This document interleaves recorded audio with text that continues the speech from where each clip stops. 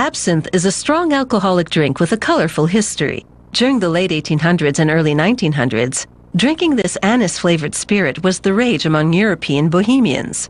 Conservatives of the day saw it as dangerous and immoral, and succeeded in getting absinthe banned in several countries.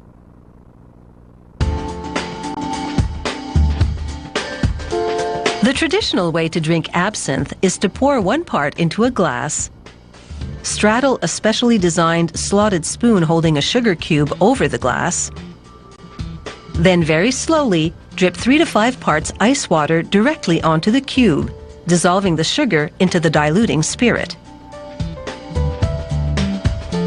This transforms the drink from clear to cloudy and draws out the subtle flavors and aromas of the herbal ingredients. You can do this with a single glass or several, using a traditional absinthe fountain, a large mounted glass vessel which dispenses the ice water through multiple spigots. This 180-year-old French distillery makes both white and green versions of absinthe. Each is made from a different combination of aromatic plants.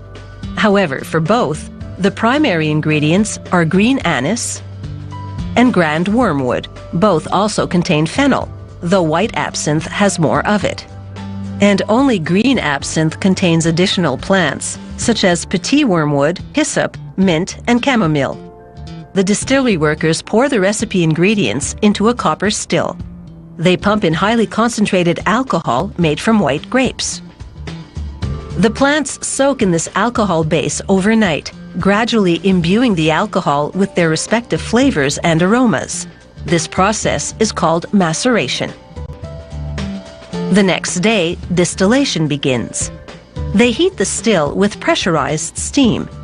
After about 45 minutes, the spirit reaches the boiling point, and a floating gauge monitoring its alcohol level slowly rises and flows out the neck of the still. However, what comes out during the first 10 minutes or so has to be discarded. It's white, oily, and has a 90% alcohol level. What follows is the good stuff. Crystal clear, with an average alcohol level of 78 to 80%. This streams steadily out of the still for about 3 to 5 hours, followed by a weak tail end flow, which they discard like the first flow. Then they dilute this distilled spirit with water to reduce the final alcohol level of this white absinthe to 60%. To make green absinthe, before that final dilution, they pump the white absinthe through a burlap bag containing a specific plant, the identity of which the distillery won't divulge. They let the plant soak in the absinthe for a specific length of time.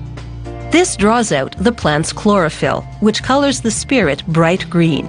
Then they dilute with water to obtain the target alcohol level of 62%, slightly higher than white absinthe. That extra bit of alcohol helps preserve the chlorophyll. In the distillery's in-house laboratory, quality control technicians test a sample from each batch to verify the alcohol content. Absinthe contains about 20% more alcohol than most spirits. The lab also monitors the level of thujone, a chemical compound in wormwood, the drink's second key ingredient. Thujone content is regulated to varying degrees in many countries. The European Union permits up to 35 parts per million, for example, while Canada no more than 7 parts per million.